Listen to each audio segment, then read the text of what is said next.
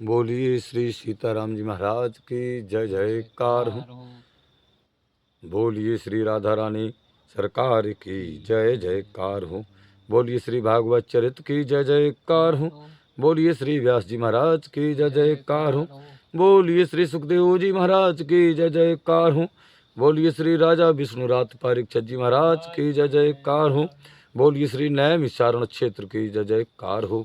बोलिए श्री सूत जी महाराज की जय जयकार हो।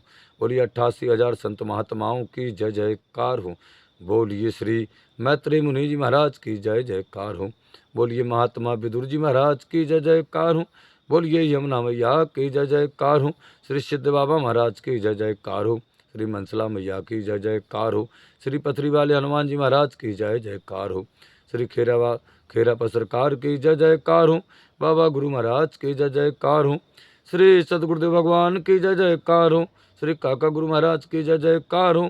सब गुरु भाइयों की जय जयकार हो। सब संतन की जय जयकार हो। सब भक्तन की जय जयकार हो। अपने अपने माता पिता भाई बंधु गुरु भगवान की जय जयकार हो। बोलिए संध्या वंदन आरती महारानी की जय जयकार हो। आज की कथा का प्रसंग है राजा बैन की कथा। कल की कथा में सभी भक्तजनों ने श्रवण की है कथा को। ध्रुव महाराज बैकुंठ धाम पधार चुके हैं। परम पूज्य देवराहा बाबा के चरणों में बारंबार नमन करते हुए जयकारा लगाते हुए कथा को प्रारंभ करते हैं। परम पूज्य देवराहा बाबा कहते हैं कि अति आनंद भाई बेदोरेवर बोले बानी, भगवान ध्रुव की कही कल तो कमुनी कहानी। आगे परम पूज्य कहते हैं कि कहो प्रचेता कौन कहाँ सुविसत्र रचायो, कैसे नारद जाए तहाँ ध्रुव को गुण गायो। सुने अति पावन प्रश्न को हंस बोले मैत्रेय मुनि, भगे प्रचेता वंश ध्रुवो ताको वर्णन विदुर सुनो। कि सुने अति पावन प्रश्न को हंस बोले मैत्रेय मुनि, भाई प्रचेता वंश ध्रुव ताको वर्णन विदुर सुनो।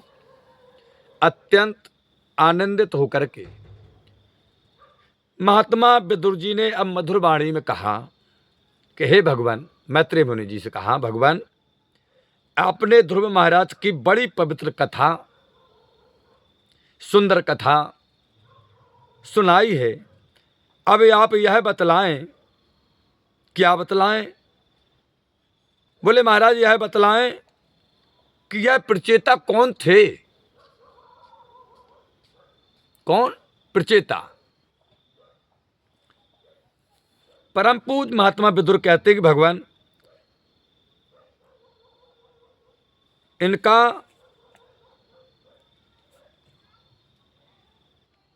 शुभ यज्ञ कहां पर हो रहा था प्रचेताओं का, और कैसे नारद जी ने वहां जाकर के ध्रुव की प्रशंसा की है प्रचेताओं के यज्ञ में। विदुर के सुंदर प्रश्न को सुनकर के मैत्रेय मुनि ने हंसकर कहा, महात्मा विदुर ये प्रचेता ध्रुव जी के ही वंश में हुए थे। किनके वंश में?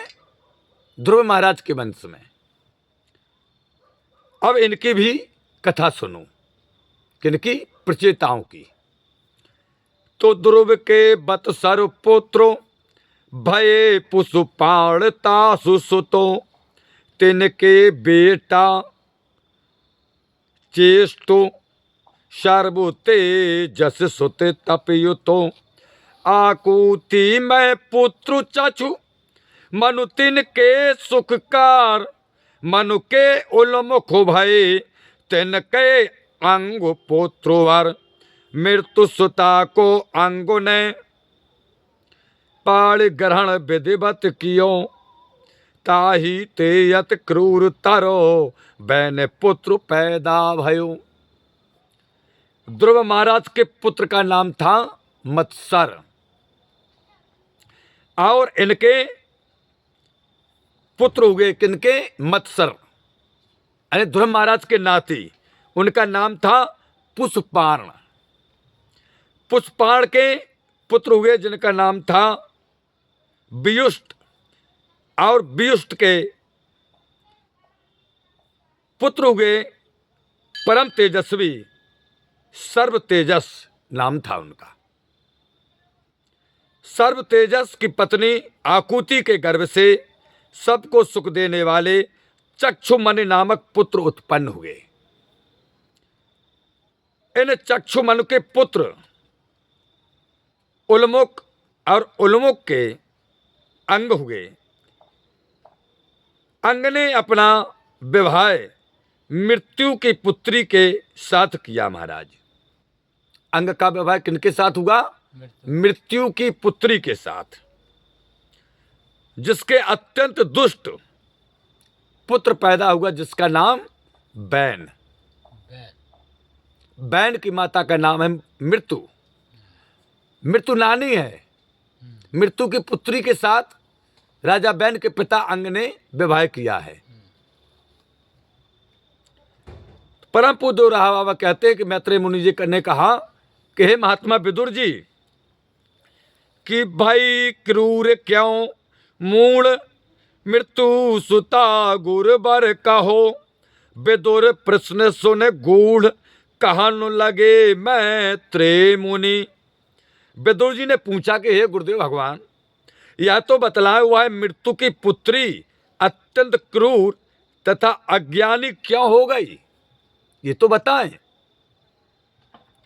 विदुर के इस गूढ़ प्रश्न को सुनकर के मैत्रेय मुनि अति प्रसन्न हुए और कहने लगे कि महात्मा विदुर सुनो, कि जो जो कारज करत सदा माता पितु देखें, बेई सबरे काज बालिका बालक सीखें। सुता सुनी था मृत्यु पिता को सब को मारत, निरखै नित प्रतिदंड दे तु ताड़त हुंकारत। तप सुसंग बन में तपत मृत्यु सुता तह जाए के, तड़ तड़ ताड़न नित करतो मारत तो त्रिस्य खाए के। परम पूज्य राह बाबा कहते हैं कि माता पिता जैसा कार्य करते हैं उसी प्रकार सीख कर बालक बालिकाएं भी कार्य करने लगते हैं। सुनीता सदैव अपने पिता मृत्यु को, सभी प्राणियों को डांटते, धुड़कते और मारते पीटते देखा करती थी। जिसके साथ राजा वैन के पिता अंग का विवाह हुआ उसका नाम है सुनीता। था शब्द लगा है, सुनीता नहीं, सुनीता। अब वो देखती है कि हमारे पिता मृत्यु प्रतिदिन मारते हैं, वही सीखेगी। घर में माता पिता जैसा काम करते हैं बालक बालिकाएं वैसा ही सीखती हैं। सुनीता देखा करती थी महाराज, वही सीखकर वह भी वन में तपस्या करते हुए सुशंक नामक गंधर्व तपस्वी को अकारण ही छड़ी से तड़ातड़ पीटा करती थी। एक तपस्वी थे महाराज गंधर्व, जिनका नाम था सुशंक। गंधर्वों में तपस्या करते थे। अब वो देखती है कि हमारे पिता सबको मारते हैं मृत्यु, वो भी महाराज तो बैठे ध्यान में तपस्या में, सुशंक वो छड़ी लेकर के जाती और उनको मारती है। तो बरजे बहुत सुशंक सुनीता सदा सतावै, दयो श्राप अति क्रूर पुत्र तू दुष्टा जावे।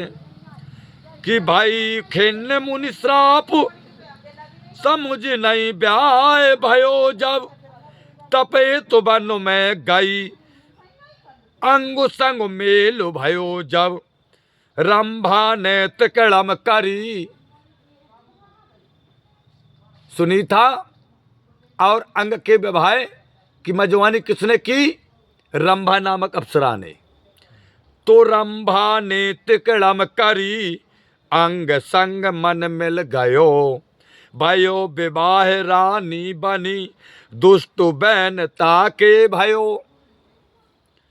सुशंक के समझाने पर भी वह नहीं मानती थी। बहुत समझाती थी महात्मा सुशंक की बिटिया ये अच्छी बात नहीं है, मत मारो मत सताओ, लेकिन वो तो सीखी थी कि हमारे घर में जैसा होता है वैसा करती थी। वो उन्हें सदाओ सताया करती थी महाराज, वो नहीं मानती थी।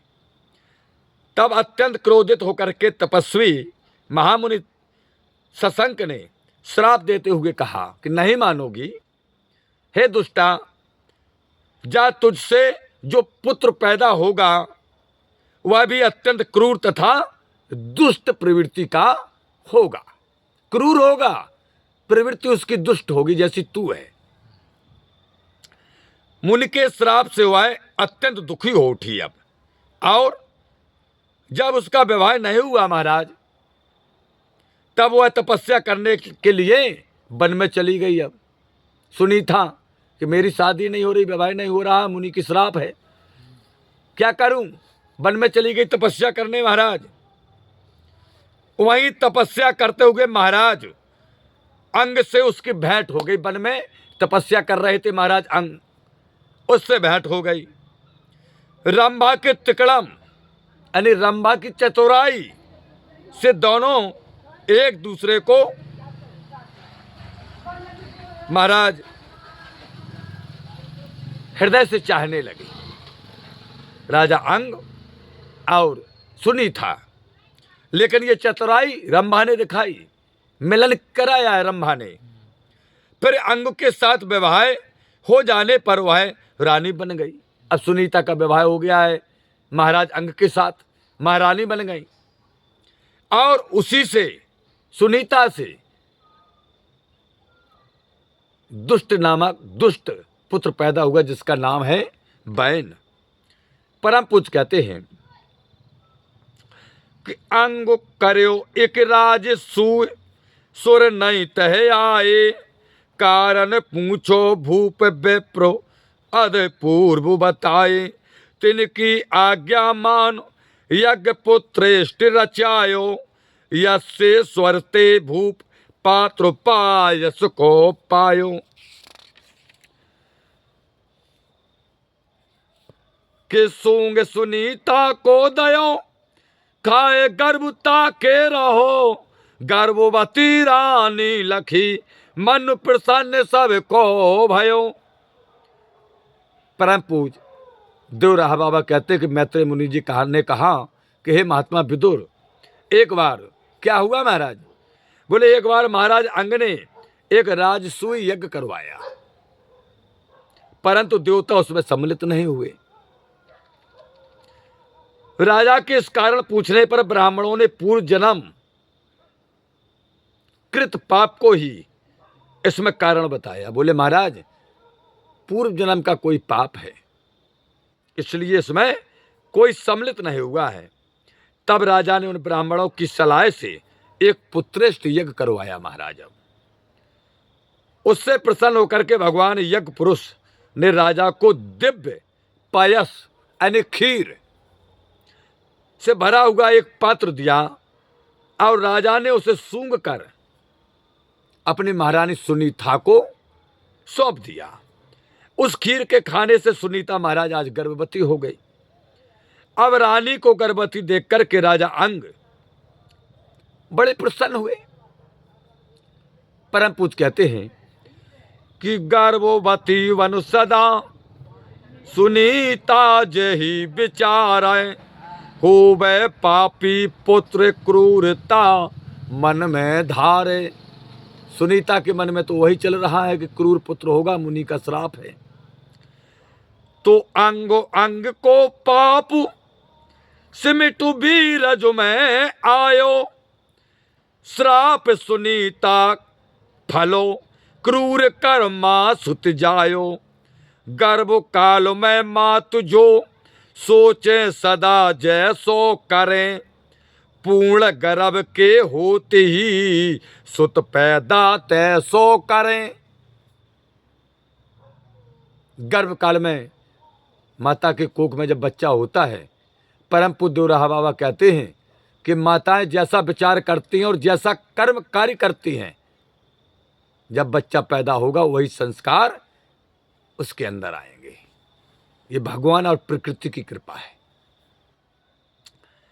गर्भवती हो जाने पर सुनीता सदैव यही सोचा करती थी कि कहीं मेरे गर्भ से बड़ा पापी पुत्र तो पैदा नहीं होगा, क्योंकि मुनि का श्राप है, महामुनि सुसंग का। वह तो बड़ा क्रूर कर्म करने वाला होगा, विचार करती हैं। इस प्रकार वह पुत्र की निर्दयता और पाप के विषय में ही सुनीता सोच सोच कर अब दिन रात चिंतित रहा करती हैं। चिंता लग गई, मुनि का श्राप है, इसलिए महाराज साधु महात्माओं से दूर रहा करें तो अच्छी है, भलाई है। नहीं पहचान कर पाओगे कि साधु है। श्राप लग गई सुनीता को, दिन रात चिंता में है। राजा अंग के समस्त अंगों का पाप भी महाराज अंग के अंदर जितना पाप था महाराज, वह वीर्य के द्वारा उनके गर्भ में चला गया। सुनीता के गर्भ में वीर के द्वारा महाराज अंग का समस्त पाप सुनीता के गर्भ में चला गया, वीर के द्वारा। अंग अंग को पाप सिमट बीरज में आयो, उस श्राप सुनीता फलो क्रूर कर्मा सुत जायो। क्या होगा अब? वीर चला गया। अंत में सुनीता को मिला हुआ श्राप अधम पुत्र के रूप में प्रत्यक्ष होकर के प्रकट हुआ महाराज। गर्भ के समय माता जिन बातों को विचारा करती हैं, सोचती हैं, हमारी माताएं बहनें जैसा विचार रखती हैं, जैसा कर्म कार्य करती हैं, उसकी संतान भी वैसी ही हुआ करती है। परम पूज्य महामुनि श्रद्धेय ब्रह्म ऋषि देवराहा बाबा कहते हैं कि गर्भ काल में मात जो सोच सदा जैसो करें, श्रा पूर्ण गर्भ के होते ही सुत पैदा तैसो करें। वैसा ही पुत्र होगा जैसा आप विचार करेंगे। भयो पाप मतुबेन, परम पूज्य कहते हैं सदा मद मातो झूमे, तीर कमंटा लिए मृगन मारत बन घूमे, छोरन बांधे दुष्ट ऐच के जल में डारे, ममुमय मूरख पकड़ मारे मो कन की मारे, सठता सुत की सुन सवई दुख अंग को अति भयो, सोचे मनु के वंश में कुल कलंक यह हुए गयो। महाराज मन के वंश में ये कुल कलंक हो गया। अब महाराज क्या हुआ? परम पूज्य देवराहा बाबा कहते हैं अब बैल कुछ बड़ा हो गया। बड़ा हो जाने पर वह दुर्मति बेन अभिमान में अहंकार में मतवाला बना, झूमता हुआ इधर उधर घूमा करता था, इस गली उस गली घूमा करता था महाराज। कभी वन में जाता और तीर कमान लेकर के निरपराध जीवों की हत्या भी करता है। कभी वह दुष्ट बालकों को बांधकर पानी में फेंक देता है, नगर के बालकों को बांधता है और पानी में फेंक देता है। कभी किसी को रास्ते में आते देखता तो दौड़ करके घूंसों से ही मारने लगता है। ये दुष्टता है उसकी बहन की। इस प्रकार पुत्र की सब दुष्टता सुनते सुनते महाराज अंग अत्यंत दुखी हो गए। बिरला ही पिता ऐसा होगा जो अपने पुत्र की गलत करतूतों को देख करके प्रसन्न हुआ करता होगा, बिरला ही पिता होगा। आज महाराज बड़े दुखी हुए।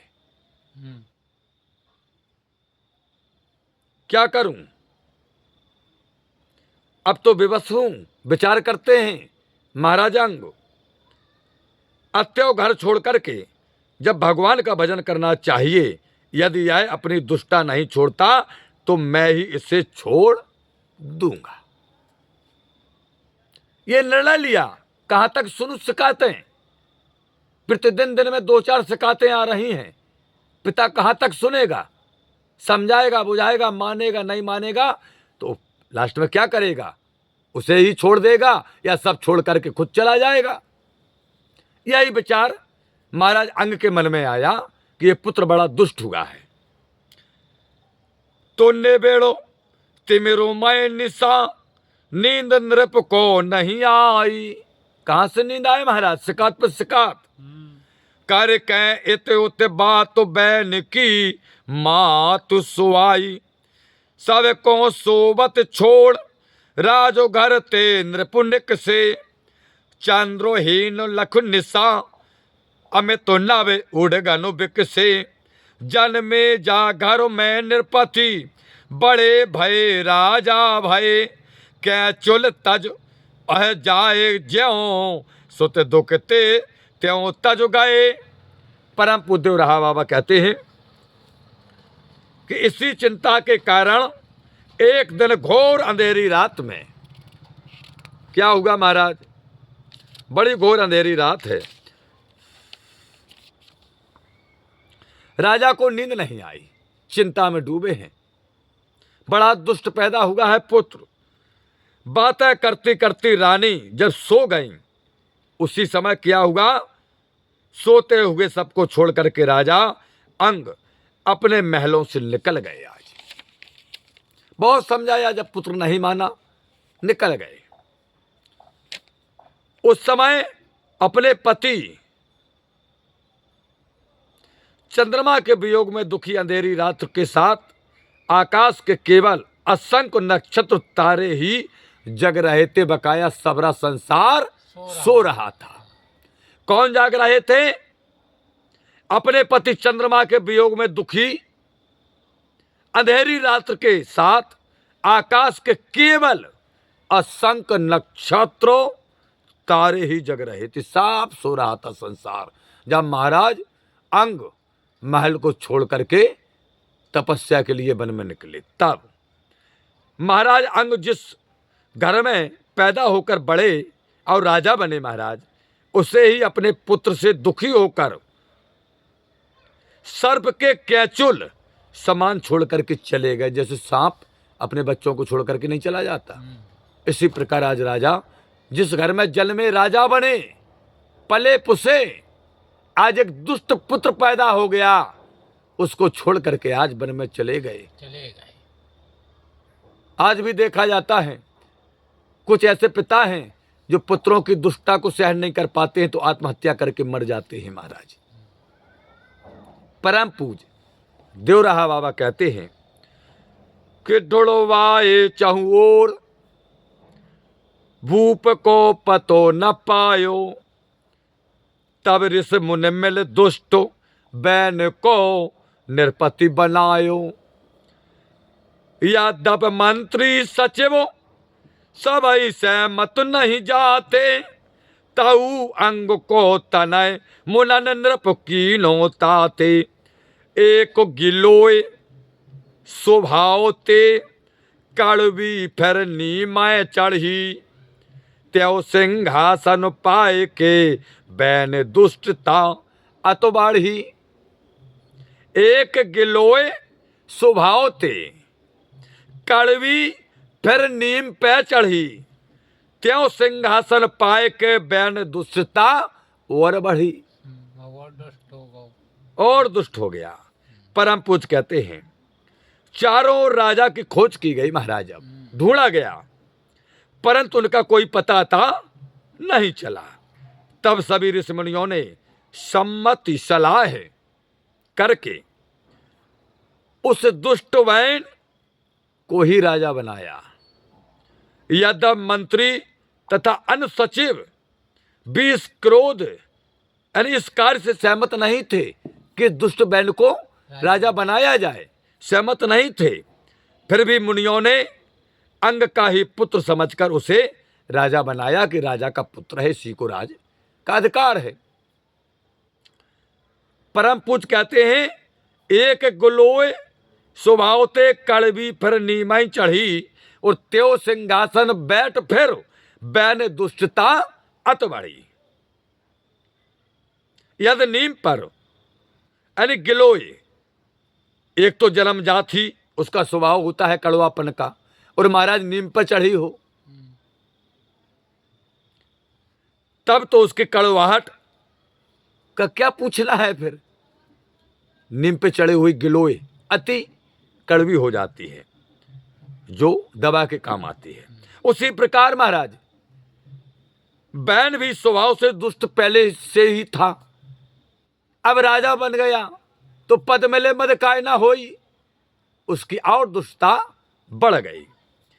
तो फिर निरंकुश भयो करे अपमान सबन को, सबको अपमान करने लगा। अब कोई नहीं लग रहा होगा के सामने, कोई नहीं।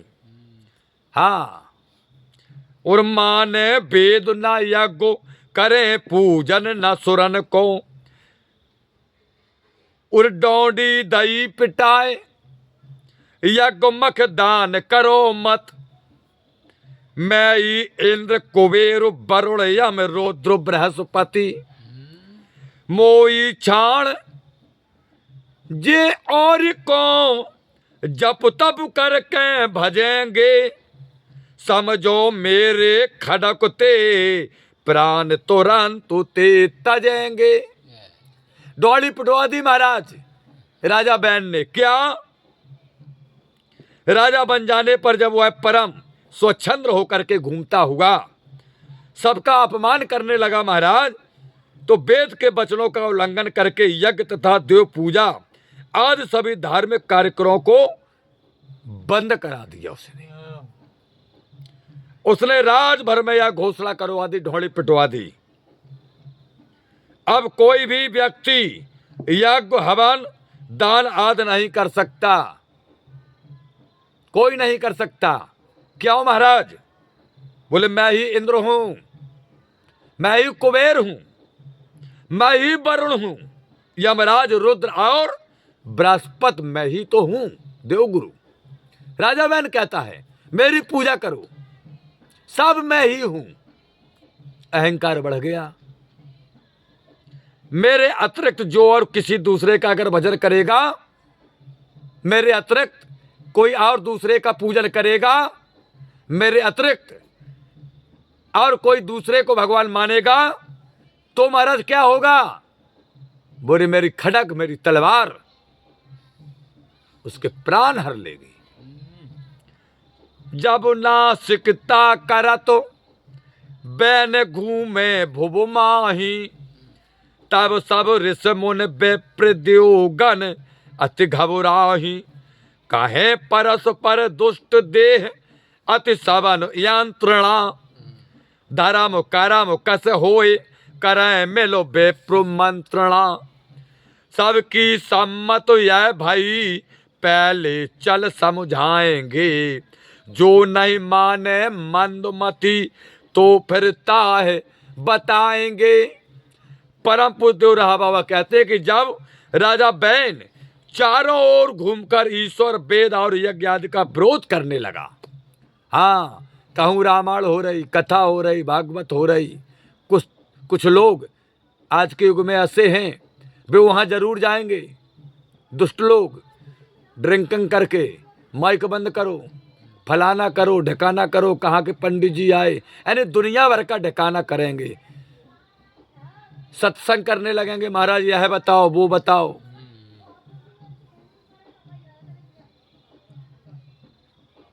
महाराज अब तो यह दुष्ट सभी को दंड देने लगा।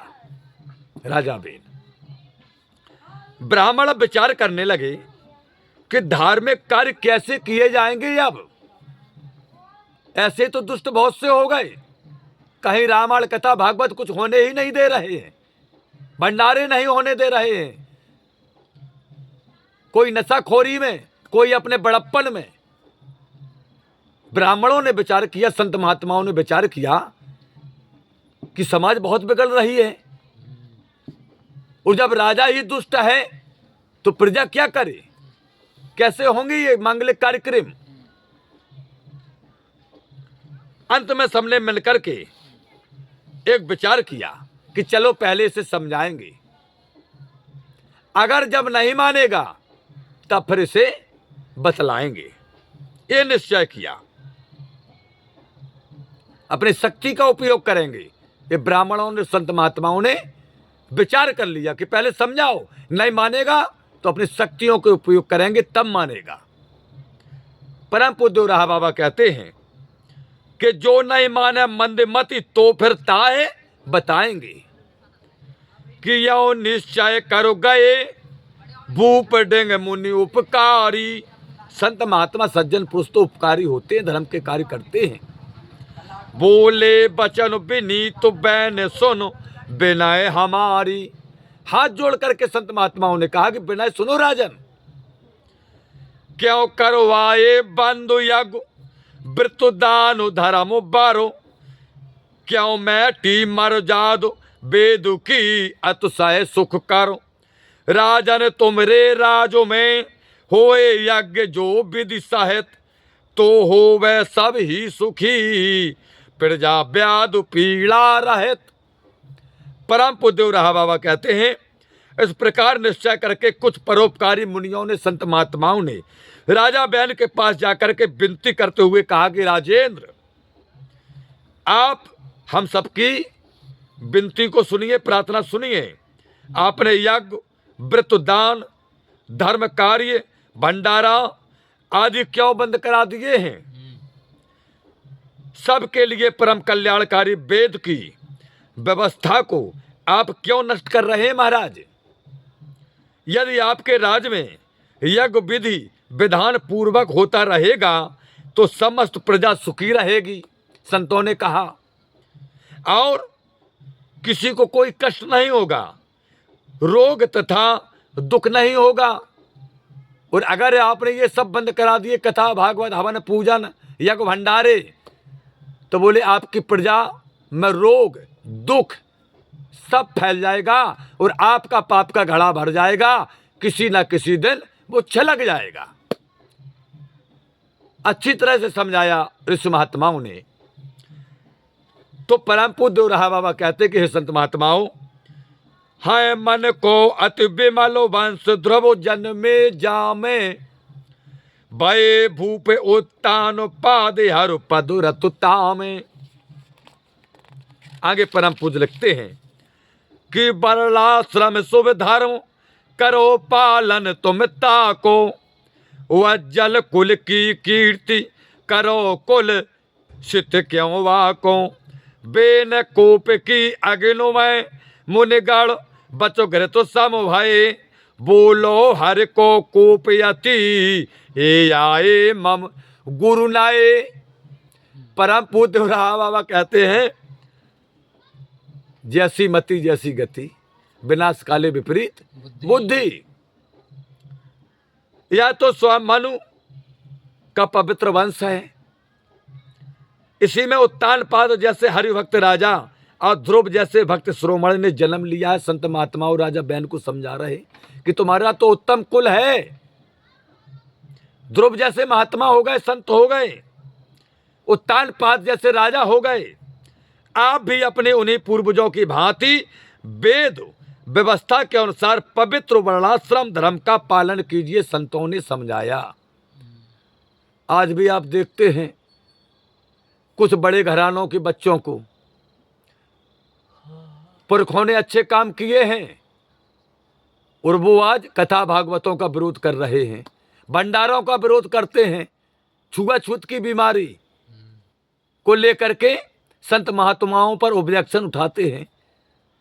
देखिए, संत महात्मा यही समझाते हैं कि बेटा, तुम्हारे पुरखों ने जो बीज बोया है, जिस रास्ते पर चले हैं, ये अभिमान अहंकार राजा बैनगाई छोड़ दो, उनके बताए हुए रास्ते पर चलो तो परिवार सुखमय रहेगा। और राजा बैनगाई अगर अहंकार हो गया तो राजा बैनगाई नष्ट भी हो जाओगे। क्या होगा महाराज? संत महात्मा समझाते हैं कि अपने वर्ण, अपने धर्म, अपने पुरखों के बताए हुए रास्ते पर चलिए। किनको? राजा बैन को। संत महात्मा कहते हैं कि राजन, आप अपने पवित्र कुल की कीर्ति में कलंक क्यों लगा रहे हैं? आपके पुरखा तो यज्ञ कराते थे, भंडारे कराते थे, सातों जातों का दान मांग करके कराते थे। आपको छोट लग रही है, भंडारे बंद कर दिए, कथा भागवत बंद करा रहे हैं। क्या हो गया राजा आपको? ऋषिमुनि समझा रहे हैं।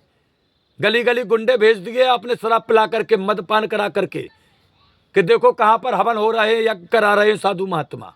ढोली पिटवा दिया आपने। समझा रहे संत महात्मा राजा बैन को। क्या होगा महाराज? जहां ये बात सुनी दुष्ट राजा बैन ने, बैन की क्रोध रूपी अग्नि में मुनियों की यह बातें घी का काम कर रही थी महाराज। संत महात्मा अच्छी बात समझाते हैं, और दुष्ट पुरुष जो होते हैं ना, दुष्ट प्रवृत्ति के आदमी, उन्हें बुरी लगती हैं बातें संत महात्माओं की। यही राजा बैन के साथ होगा। संत महात्मा समझा रहे, उसका क्रोध बढ़ रहा है। तब उसने अत्यंत क्रोध में कहा राजा बैन ने, क्योंकि दुष्ट है, ये उपदेश करने वाले मेरे नए गुरु बन करके आ गए हैं। आप अच्छी बातें सुनाओ तो लोग क्या कहते हैं, दुष्ट प्रवृत्ति वाले, अरे बेई हो यार, हम जानत हैं तुम्हें, आज तुम प्रवचन कर रहे, ज्ञान सिखा रहे हमें। हाँ, ये समस्या है। परम पूज्य रहा बाबा कहते हैं, गुस्सा में है आज राजा बैन, क्योंकि उसकी वृत्ति दुष्ट है। फिर यो बोलो बैन, बड़े मूर्ख हो तुम सब, मी सबको ईस मोए पूजो तुम मिल सब, मोए छोड़ के और इसको ही मत जानो, मूर्खता को तजो महेश्वर मोह को मानो।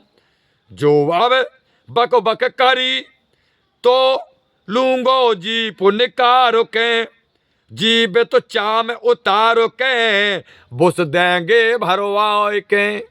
दुष्ट है। बैन फिर इस प्रकार कहने लगा कि हे संत महात्माओं, तुम सभी लोग बड़े मूर्ख हो, हमें ज्ञान दे रहे हो, बड़े मूर्ख हो। क्यों राजन, मैंने क्या मूर्खता की बात की है? राजा ने कहा बैन ने, हे संत महात्माओं, तुम नहीं जानते मैं ही सबका स्वामी हूं। मैं राजा हूं तो मैं सबका स्वामी हूं। मेरा बड़े घराने में जन्म होगा तो मेरा ही राज चलेगा, सब मेरा हुक्म मानेंगे। हाँ, क्योंकि राजघराने में जन्म है, बड़े घराने में।